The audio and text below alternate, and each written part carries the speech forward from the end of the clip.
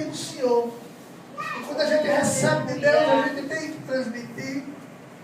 O apóstolo Paulo diz, porque eu recebi do Senhor o que também vos ensinei. O que eu aprendi de Deus, eu tenho prazer em transmitir para você. O que você tem aprendido de Deus, precisa ter prazer em transmitir para outras pessoas. Não dá para ser individual na obra de Deus. O apóstolo Paulo traz uma palavra tremenda, porque eu recebi. Quem recebe de Deus não quer para ele sozinho. Não quer. Ele tem prazer em transmitir, dizer assim, rapaz, recebe também, porque é de Deus, foi Deus que me deu, foi Deus que me concedeu. Eu não quero ficar só com esta mensagem, eu não quero ficar só com aquilo que Deus me deu. Transmita para alguém aquilo que Deus te concedeu. Transmita, tenha prazer. Mas na verdade eu vou falar de outro assunto aqui, porque eu aproveitei a oportunidade, crente tem que ser oportunista. A gente não pode perder nenhum tempo assim na casa de Deus, pastor despercebido. Quando o pastor leu, que quando ele recebeu do Senhor, ele disse, oh Jesus, eu tenho aprendido do Senhor. E quem aprende de Deus é diferente, né? Eu quero ler aqui, no livro de Mateus, irmão, pode ficar sentado primeiro. Mateus capítulo 4. Mateus capítulo 4. Novo Testamento, primeiro livro do Novo Testamento, Mateus capítulo 4. O texto dessa leitura diz assim: a tentação de Jesus. A tentação de Jesus. E a Bíblia diz no capítulo 4, amém? Amém. Graças a Deus, no contrário. E a Bíblia diz assim no capítulo 4, no primeiro versículo do livro de Mateus, diz assim: e então foi conduzido Jesus pelo Espírito ao deserto. Então, foi conduzido Jesus pelo Espírito ao deserto para ser tentado pelo diabo. É a Bíblia que fala assim. Ele foi conduzido pelo Espírito de Deus para ser tentado lá no deserto. Eu quero dizer a você nessa noite, que coisa boa é quando nós somos conduzidos pelo Espírito Santo. Coisa boa é quando nós deixamos ser conduzidos pelo Espírito Santo, porque quem é conduzido pelo Espírito Santo deixa a vontade de Deus prevalecer na sua vida. Quando nós somos conduzidos pelo Espírito Santo, aí Deus começa a trabalhar. Que nós possamos nessa noite entender essa palavra, que nós possamos nessa noite guardar essa palavra, porque nós somos um depósito da palavra de Deus. Davi, o salmista, ele disse em suas expressões, ele disse, eu guardei a tua palavra em meu coração, para não pecar contra ti. Que coisa boa, quando nós guardamos a palavra de Deus. Nós não estamos aqui só para ouvir, nós estamos aqui para guardar a palavra de Deus, porque nós somos um depósito da palavra de Deus. Essa palavra precisa estar em nossos corações. Quem guarda a palavra, como o salmista falou, ele não peca contra Deus, porque a palavra de Deus, ela começa a fluir em nossa vida de uma forma excelente, de uma forma especial. Aquela palavra começa a cobrar de mim e de você, porque ela está guardada. Existe momento na nossa vida que quando ela flui assim, aí você diz, Deus falou para mim, naquele domingo, eu guardei a palavra de Deus e não posso pecar contra o Senhor. Eu quero dizer nessa noite que a tentação, ela veio para Jesus. A tentação, muitas vezes, ela vem para mim e para você. E é aí que nós precisamos estar bem alimentados pela palavra de Deus. É aí que essa palavra precisa acontecer em nossas vidas. Aqui Jesus, ele foi levado pelo Espírito. Ele não estava só. Você não está sozinho. O Espírito Santo de Deus, ele é na tua vida. Mesmo que a tentação chegue até você, mas Deus tem impedido de você pecar. Deus tem entrado na minha vida, Deus tem entrado na tua vida, impedindo de nós fazermos algo que não agrada a Ele, porque assim como aquele rei desejou Sara, a Bíblia diz que Deus entrou no sonho de Abimeleque, impedindo de Abimeleque pecar. Assim Deus tem feito na nossa vida. Porque não é difícil pecar, não. Não é difícil, não. Mas o Senhor não tem permitido que eu e você pequemos contra Ele, porque nós somos um depósito da sua palavra.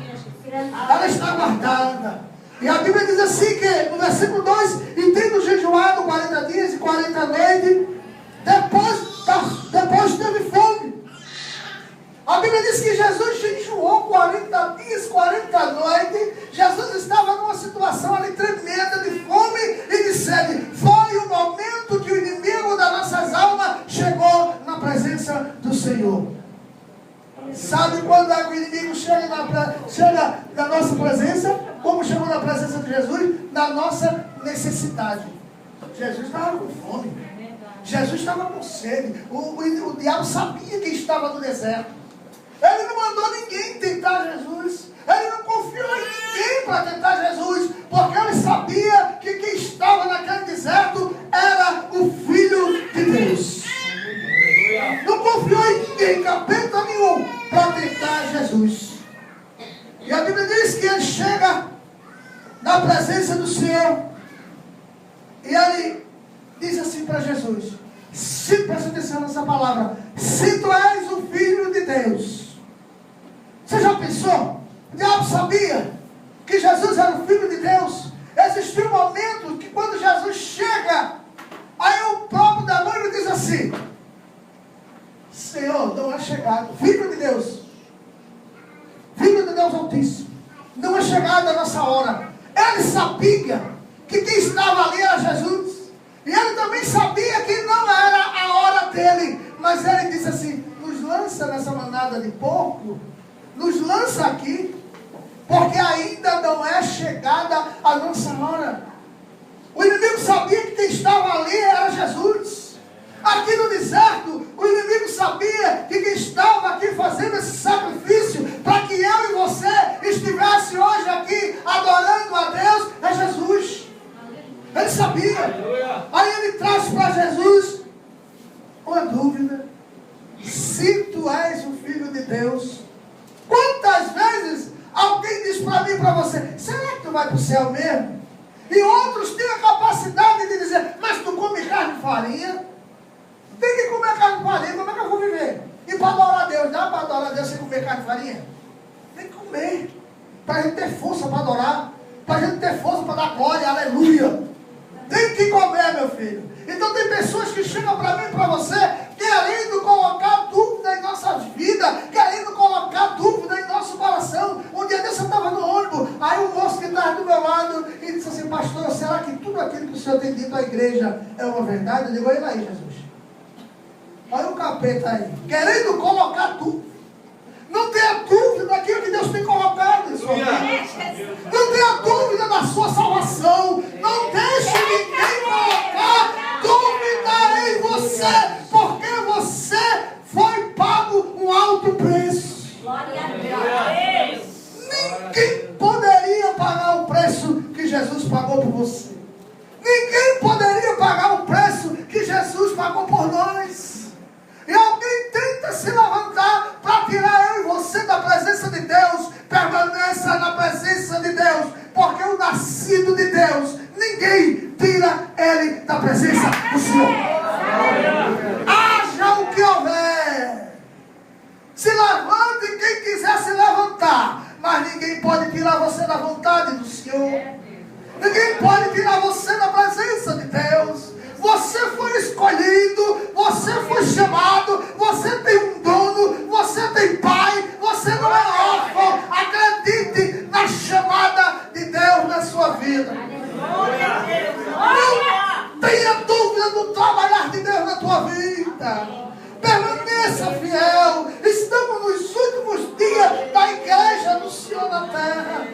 Temos a lição de escola dominical que fala sobre isso. Sobre a volta de Jesus, sobre o arrebatamento da igreja. Precisamos estar apercebidos para essa chamada, para o arrebatamento da igreja, porque essa igreja ela tem dono. Quantos querem mexer comigo e com você e Deus não tem permitido? Quantos tem até dito para você, você não acredita não?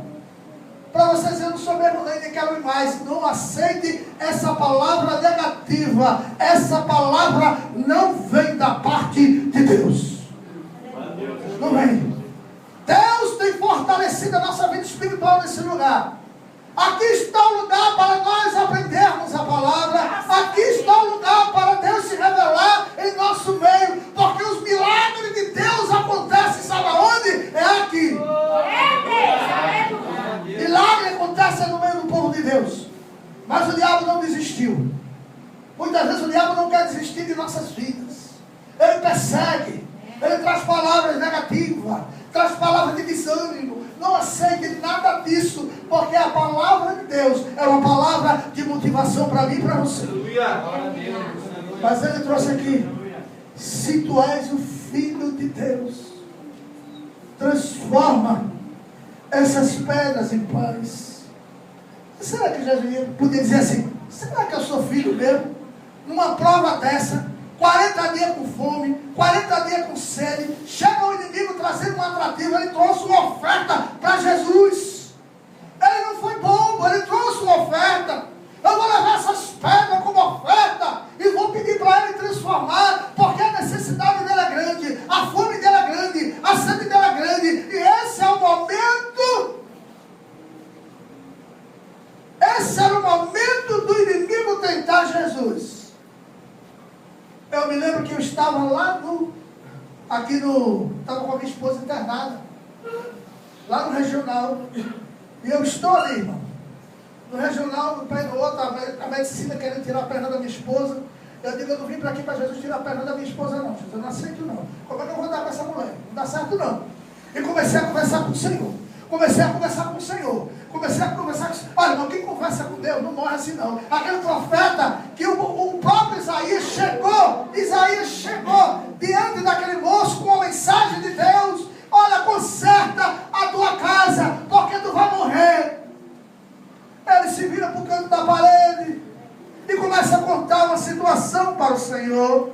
E quando Isaías está no meio do pátio, o Senhor disse, Isaías, volta. A mensagem agora é outra. Diz a ele que ele vai viver mais 15 anos. Quem ora, quem busca a Deus, não morre assim.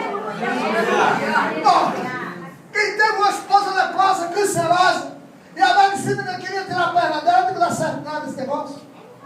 Não dá, Jesus, não aceito. Aí quando eu me vi assim, a angústia era tão grande, irmão. E sabia que a minha esposa ia perder a perna. Quando eu olhei para cá, aí tinha uma pessoa assim, eu digo, você não. Meu negócio é com Jesus. Mas na hora o diabo veio.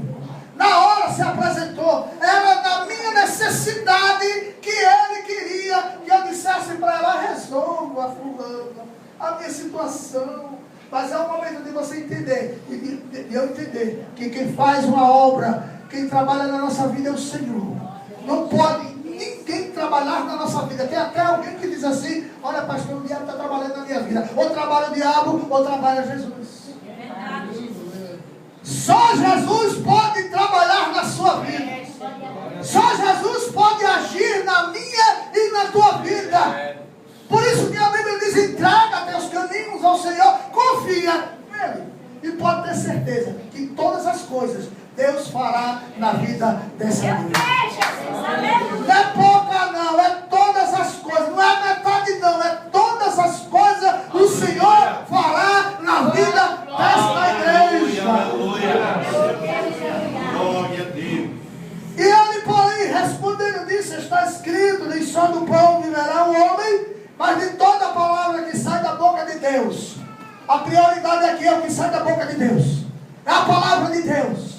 É o sim de Deus. É a vontade de Deus. É o querer de Deus na nossa vida que prevalece. Deixa o querer de Deus acontecer na tua vida.